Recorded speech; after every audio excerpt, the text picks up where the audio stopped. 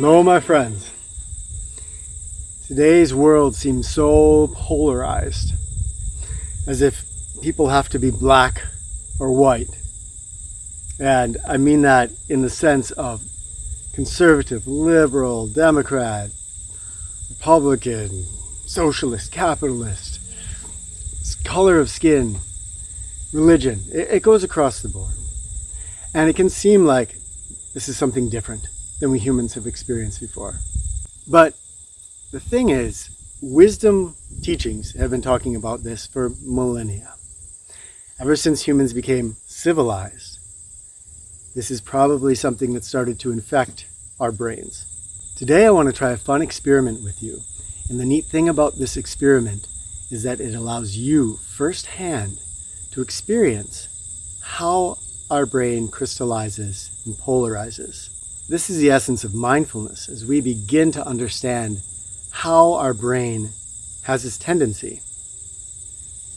When we become aware of it, it no longer owns us in the same way. We begin to develop at least some amount of control over it. And then it's not controlling us. You'll also probably notice that a mind that jumps to polarization is very easy to manipulate. All we have to do with that mind is point it in one direction, and then of its own it will collapse onto an assumption, an idea, an ideology. And it will hold on to that for dear life. Because once the mind grabs onto something, it really doesn't like to let go. This is because the civilized human mind does not like ambiguity. Probably our ancestors lived constantly with ambiguity. It was a natural part of their lives. And we like to think of them as shivering, fearful people that had no self-confidence. But any of us put back into what they were going through probably would not last for 10 minutes. So if you imagine a world of, literally our ancestors here in the glaciated periods, hunting mammoths with stone spears, walking through a wilderness that had bears larger than grizzlies. Sorry, no firearms. Our ancestors rocked. And if we can capture even a little bit of that essence of what they had, because it's still inside of us, then we almost seem to gain a superpower. And as I was saying, the modern human mind, the civilized human mind, does not like ambiguity. And that is because the modern human mind tends to be very anxious and insecure. We live in a worldview in which we really begin to feel powerless as individuals. And that, I won't go into what forms that. That's another huge video and deep subject. But here we are, most of us with at least some level of anxiety and insecurity inside of us. And so our mind is looking around, trying to grab onto things that look secure. It's as if our mind, our essence, our being is tumbling down a rapids in a river, this way and that, and we're looking for anything we can grab onto. When really, we're probably perfectly capable of letting loose, going with the flow, gliding over the rocks, being half otter. However, when we stiffen up, we try to grab onto stuff, that's when life starts to feel really bumpy. So if you're like most of us, you have not developed a strong wellspring of inner security, you're going to be feeling some anxiety in your life or some insecurity in your life.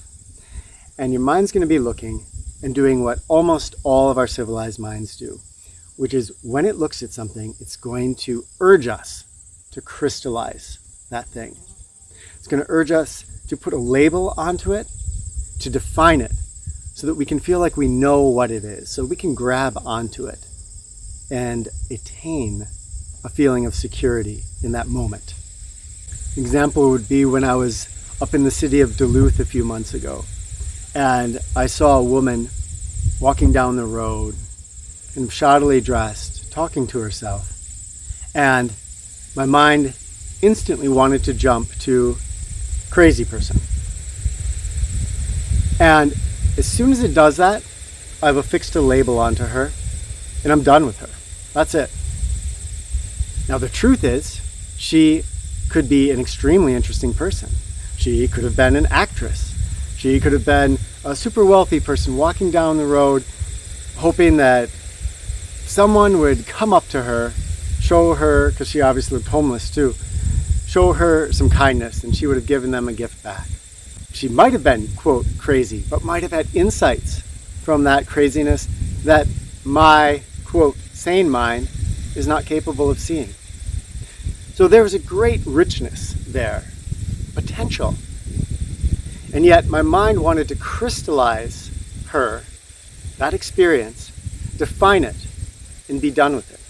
When we start to see this operating in our minds, we'll start to be probably a little surprised at how often it's going on and how easily to manipulate it is. If I watch a news program and I see a few facts, people's opinions probably, and they steer my mind in one direction, my mind will want to latch onto something. And pretty soon I will be making judgments and saying the same things perhaps that news person was saying in order to make my world feel a little bit more stable and secure. This can make me desire things.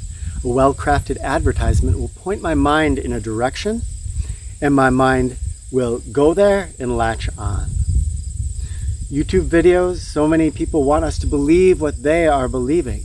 And so they will give some evidence, they'll do it in a convincing way, and my mind then will want to latch on to that. Everywhere I look, there's all kinds of people that would really like me to think what they want me to think.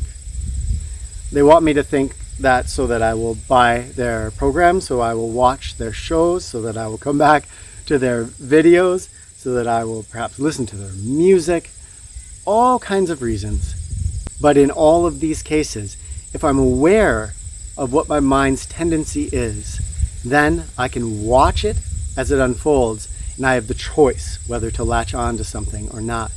All sorts of emotions are played upon to get our mind in a direction. Fear works very, very well. But all of this can seem kind of heady, and this experiment that I'm going to show you today is going to cut down to the root of it, just to show us how our mind grabs onto something. So I'm going to switch away from me to seeing something else. Now, what you're observing here, just look at it for a moment and notice what your mind does.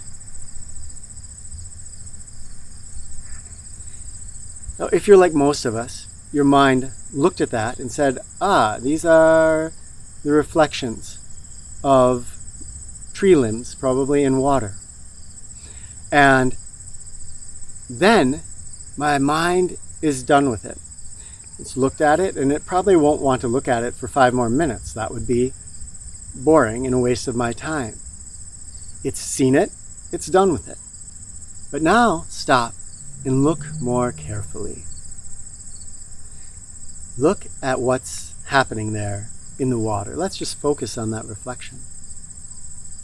And allow your mind to start to see the patterns, the colors, the shapes, shadow and light. And what might happen for you is all of a sudden you will see the wondrousness of this thing that before we just labeled reflection.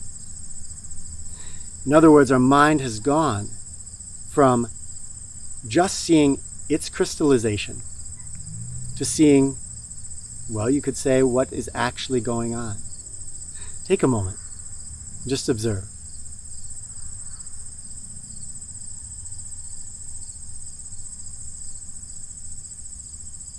I'm hoping you've experienced this. You've seen the profound difference between when your mind first observed and put a label onto it and then stopped observing. And how you could really look all day long at something like this and be amazed by it, because there is so much going on. Now, the reflection aside, notice how this happens in other areas of your life. If you are married or you have a partner, boyfriend, girlfriend, children, whatever, notice the next time you see them, how your mind wants to just slap a label on and then see nothing more. And instead, stop and see the full reflection. Look at their eyes. Look at the movement. Look at their hair. Look at it with appreciation. Our minds are so conditioned these days to feel fear, to feel bored, to want this constant stimulation that our media gives us. But stop and really look at that person. If there's lines in their face, appreciate those creases and wonder about where those lines came from.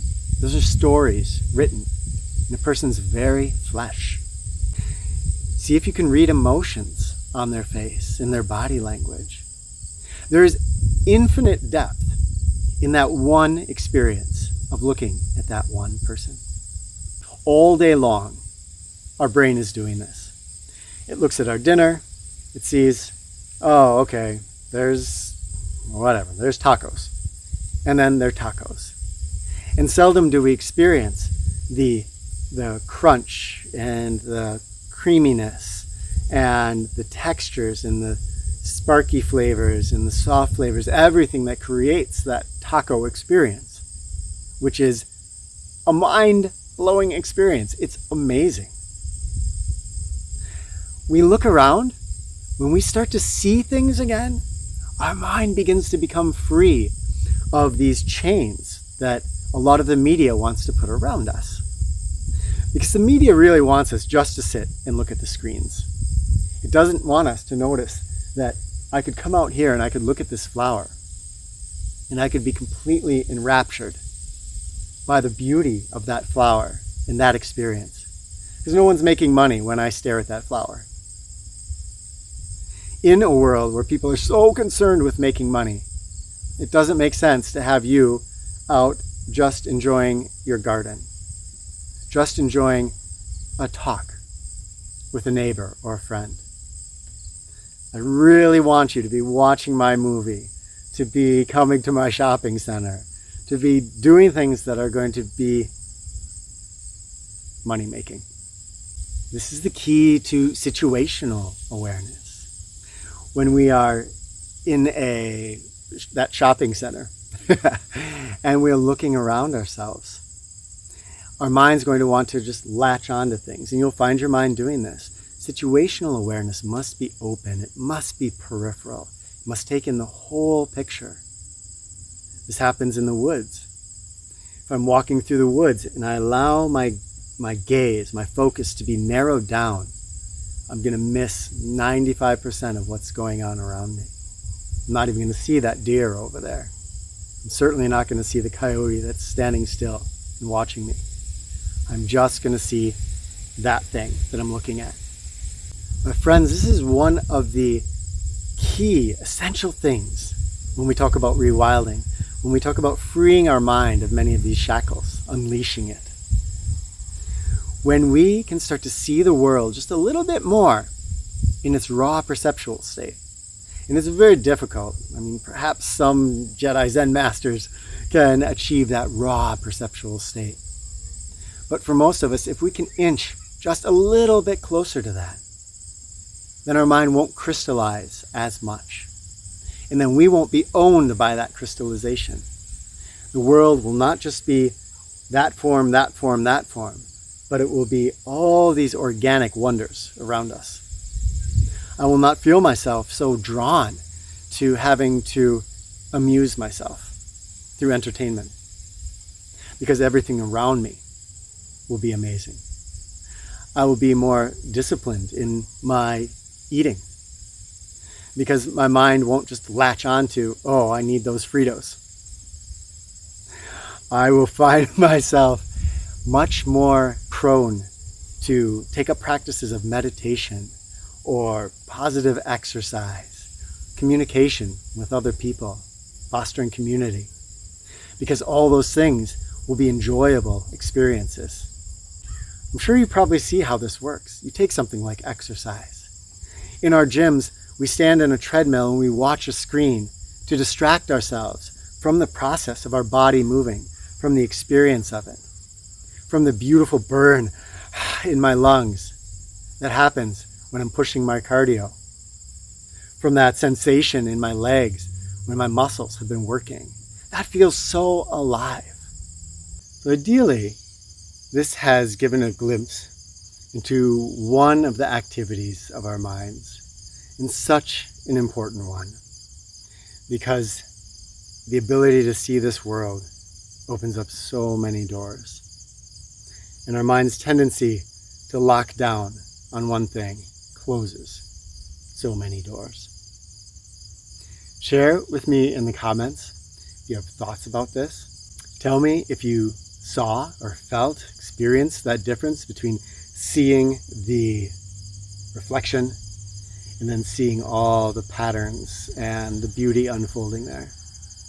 And if you would, I would love to hear someplace else in your life that you notice this happening in the next hour, day, 2 days. Where do you see your mind collapse down and crystallize the world? And what happens when you notice that happening? You back away from that crystallization and you look a second time at what is actually unfolding. Love to you all. Thank you so much, and I cannot wait to talk with you in the comments.